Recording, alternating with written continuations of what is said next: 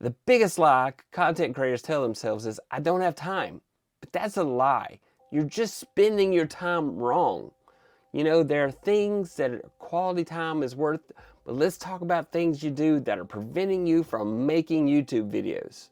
Think about your day. You've got time to scroll Instagram, watch those stupid reels.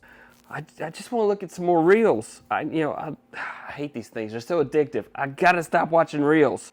Argue with strangers on Facebook, or watch 3 hours binge watching just one more episode, but suddenly it's time to film a video and poof, time has vanished like socks in a dryer. Oh, my beloved sock. I don't know where the other one went. I hope we can find it. Most creators bleed time in different ways. There's 10 minutes scrolling here, 15 minutes checking email here. The whole video could have been made, but nope, you spent time watching a cat sneezing compilation. Again, here's the truth. You don't need big chunks of time.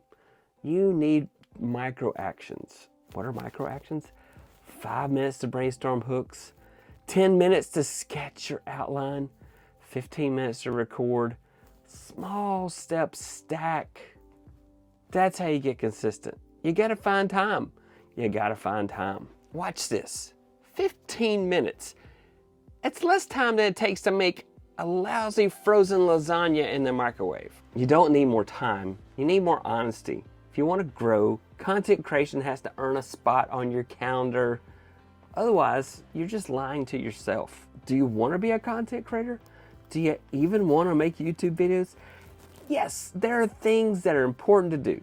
Church, family, work, if you have a day job like I do, those are the priorities. I totally understand that. But if you have time that you haven't spent well, then use that time and make videos. So no more excuses.